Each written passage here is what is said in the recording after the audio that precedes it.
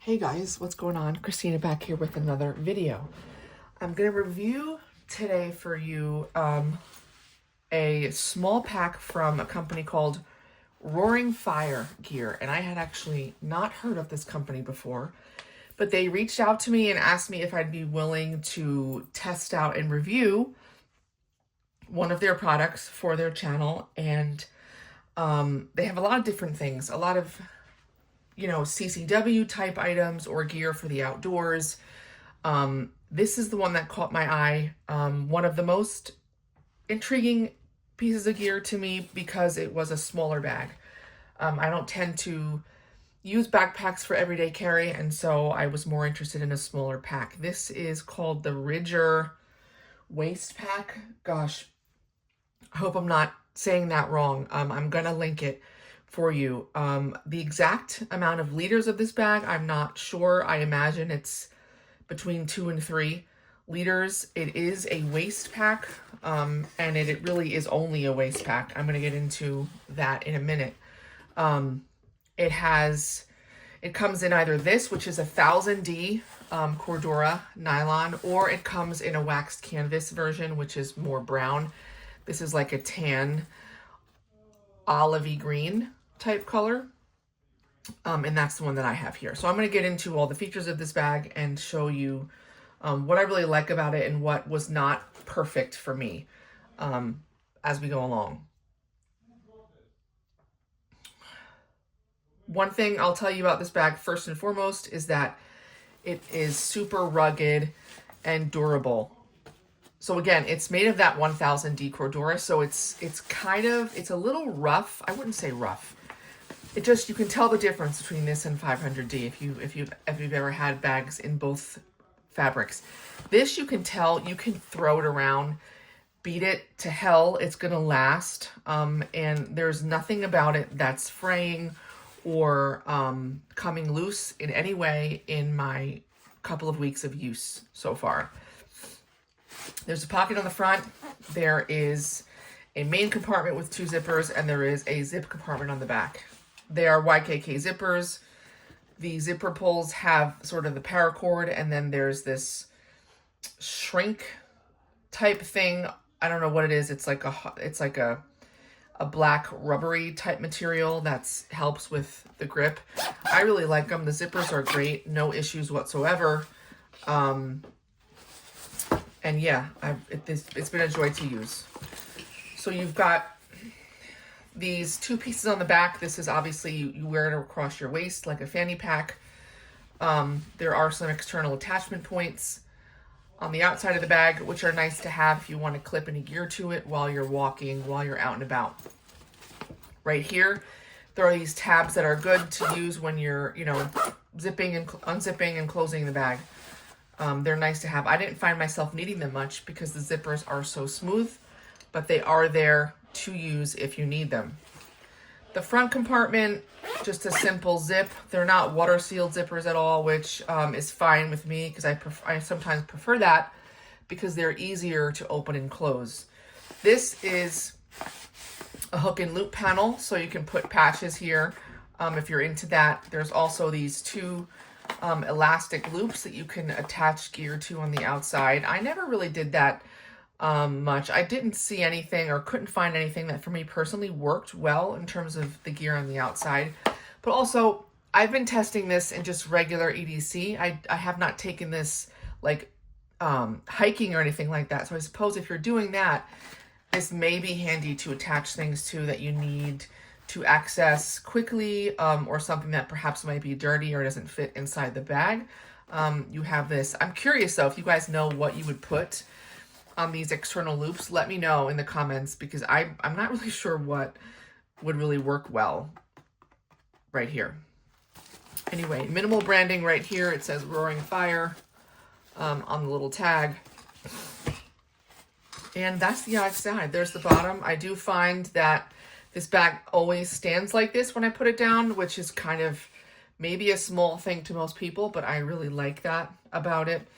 It just means for easier access one-handed if needed. That's kind of how I see it. So before I get inside, one thing to note is that this front pocket is RFID protected. So it is kind of made in mind for you to put like a passport, you know, credit cards or your wallet in here.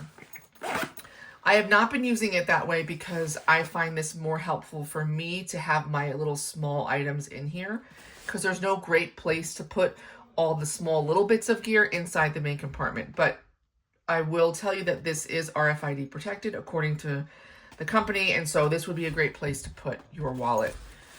But what I've been doing is just throwing all of my small items in here. So I'm going to take out what's there. You guys have seen a lot of this already if you've watched my videos before. AirPods. That is the inside. It's got some nice dimension. You know, you can fit a good amount in here. There's no felt lining or anything like that, and there's no organization inside the pouch. It's just one open space. So again, works really well if you are going to put your wallet and or your passport in there. Let me move this a little to the side. So that's the front compartment. Main compartment, the zipper is open pretty much all the way around the bag, which is nice for visibility and accessibility.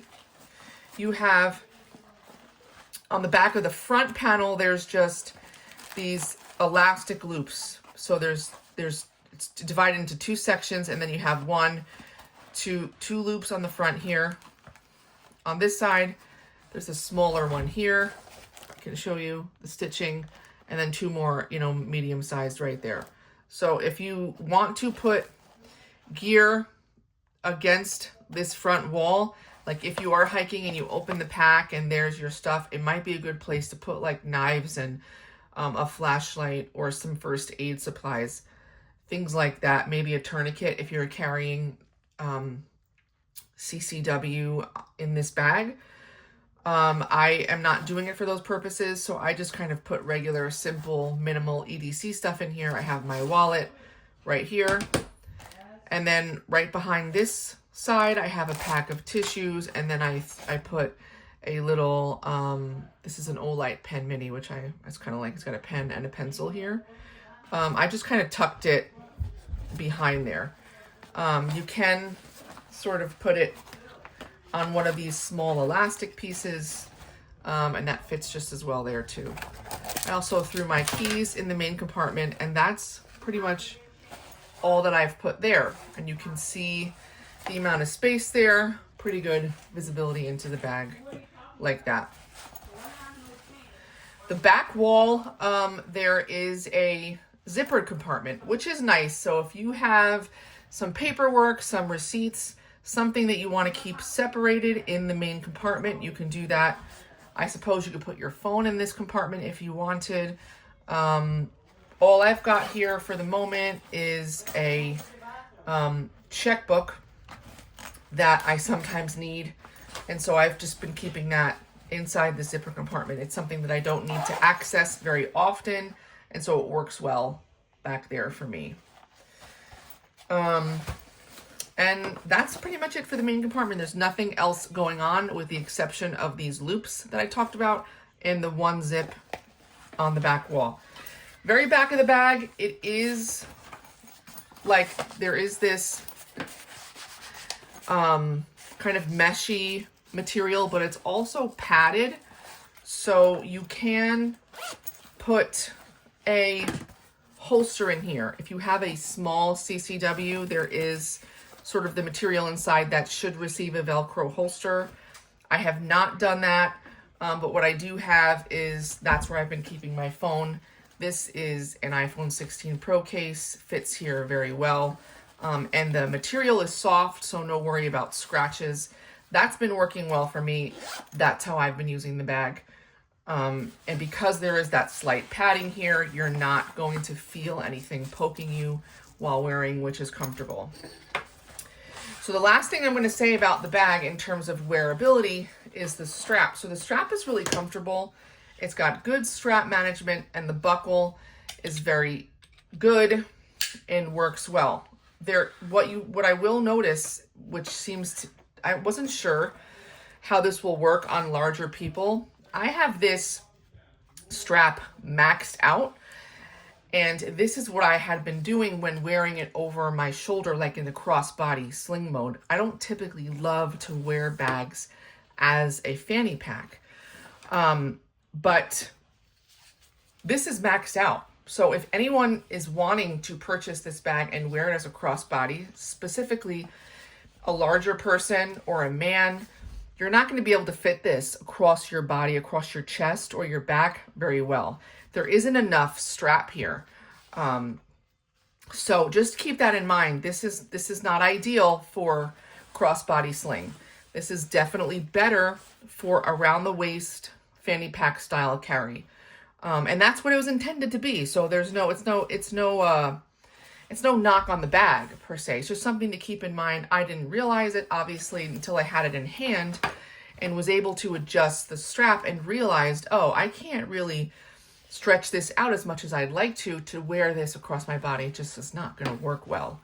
So really great, durable,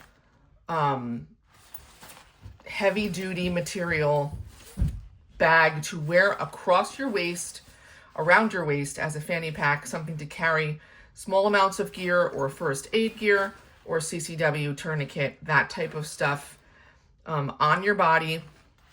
Works really well. Zippers are very smooth, easy to access the stuff inside, and there's really, I have no complaints about the bag itself and the way it's designed. I'm curious how that waxed canvas would feel in the hand. That's the other option. If you check the link below, you can see on the site the differences between them. But that's really it for the bag, guys. If you have any questions, let me know down below. I'll be sure to answer every single one and help as best as I can. And check the link for further details about this really neat pack from Roaring Fire gear. Thanks so much. See you in the next video.